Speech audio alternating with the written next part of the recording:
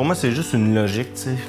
De découvrir des choses qu'on a sur notre terroir qui sont peu exploitées ou qui sont mal exploitées. Fait comment qu'on peut bien y arriver?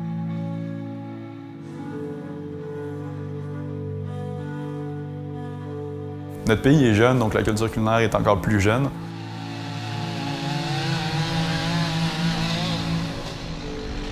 Je me prenais des lièvres au collet, je les arrangeais. Les 6 premiers mois, là, ça a été vraiment difficile. En pleine campagne, pas connu. Mais au bout de 6 mois, j'ai un journaliste qui est passé. Il cotait les restaurants de 1 à 5 terrines de lièvre, c'est ce que je lui ai servi. Ensuite, des rognons de veau. Et puis, tarte au sirop d'érable, ça a été vraiment le tremplin. Puis après ça n'a jamais lâché.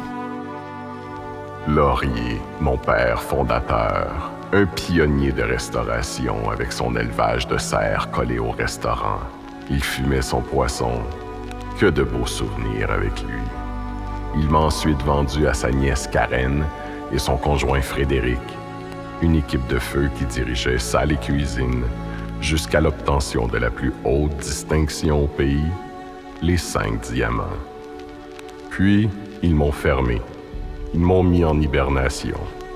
Une tanière en jachère.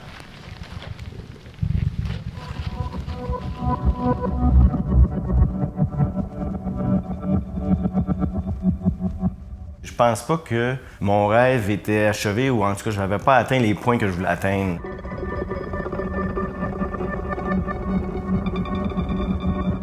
Le projet qui est ici, c'est quand même un gros projet, puis beaucoup plus gros que ce qu'on avait évalué ou ce que j'avais évalué.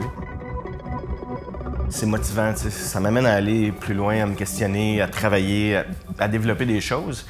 Puis aujourd'hui, c'est les gens qui m'entourent que je leur impose ça, tu sais. Ce que les gens cherchent maintenant, c'est plus un restaurant qui correspond aux plus hauts standards mondiaux. C'est vivre une expérience, un contact humain, puis apprendre à connaître un peu les gens qui ont fait ce produit-là.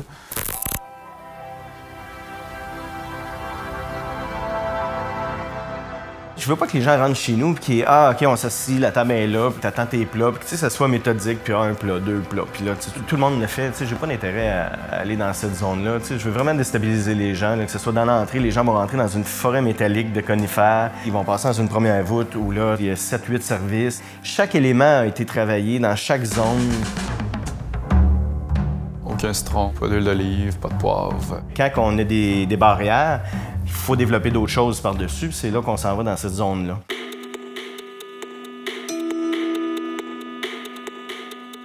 Ce qu'il y a dans l'assiette, ça vient te réconforter, te surprendre, ça va te déstabiliser, mais ça commence par le design du restaurant. Ça, c'est complètement débile. Je veux pas de restaurant gastronomique le droit, c'était comme ça, puis les nappes blanches jusqu'à terre. Les 2 thèmes du restaurant, le territoire puis l'histoire du bâtiment.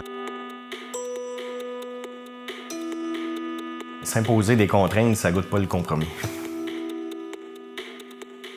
C'est quoi un bon plat?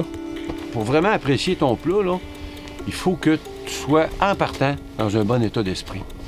Mais il faut que tu sois ouvert. Créer la surprise. La magie. Quand la magie s'installe dans les yeux des clients, là, qu'on a atteint nos objectifs, c'est ce qu'on voulait. Je suis content que le non ne soit pas passé à l'oubli.